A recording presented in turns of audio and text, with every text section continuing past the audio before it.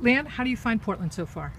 Yeah, it's been a crazy. I've only been here for this will be my 9th or 10th day, and I think I went straight into it straight away. I got here last Friday. I went straight to a Timbers game, which was I got straight off the plane, had a nice little lunch on the food trucks, and then I went straight to the Timbers game. And the guy that's been taking care of me, his name's Mo, and he is like the guy that drives me around and stuff. And he's an avid Timbers fan, so he took me behind the goal.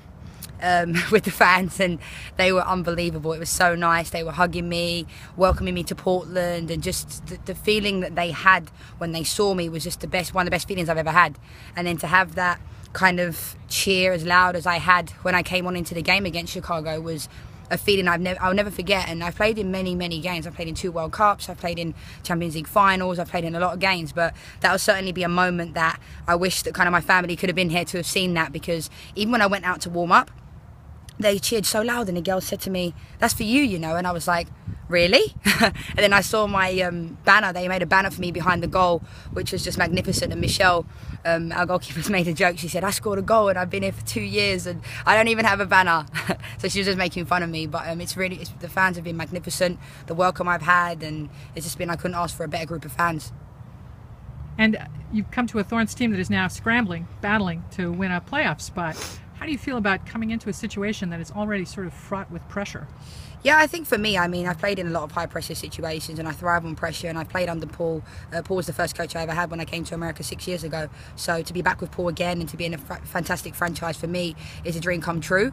I personally don't want the season to end because I just got here. So I feel like I don't necessarily feel like I feel fresh. I'm just trying to get my match fitness back because I haven't played any soccer for say 2 months. So to come straight in and just play and stuff like that, it isn't easy, but Paul's being patient with me and they're giving me the best kind of training to get back to my fitness, and I've been keeping myself fit. But as you may know, it's different playing soccer than it is running and doing all those kind of things. So because as I said, after the World Cup I had 2 months because it took a little bit longer than anticipated to get here. So.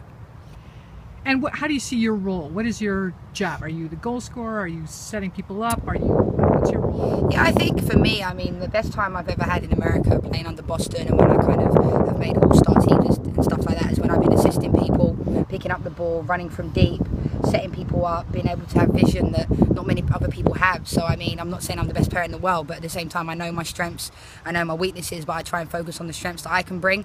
I think I bring a different dimension to the group on and off the field. And I just said to Paul the other day, I said, look, even though there's only 3 games left, I want to help the team any way that I can on and off the field, because I know I'm a big personality, I know I love life, I know I love being in the team, and I thrive in environments like this. And I think when I got to Portland last week, I said to my dad, I think I'm exactly where I'm supposed to be, and this is where I've always wanted to play. I've always wanted to play for Paul, and Paul was a big part of me coming here, hence the fact that I like I always said, I've always wanted to play for Paul again after playing for him in Philadelphia for 2 years. He's the best mentor I've ever had. I had him when I was 20 years old, and I think for me to be playing with Paul again is a dream come true. And it is kind of testing at times. Paul's demands are very high, but I know that gets the best out of me. So physically, mentally, technically, tactically, Paul pushes me to levels that I've never been at before. And I said to him the other day, I haven't trained this way in about 6 years. So of that intensity, and that's what gets me better. And there's no better feeling than feeling like you're getting better. And finally, when you came to Portland, you had a little bit different hair. Tell me what it was like and why you changed it.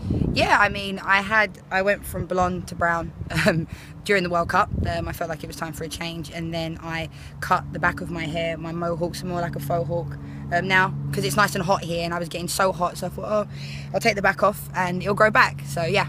Does that usually bring you luck?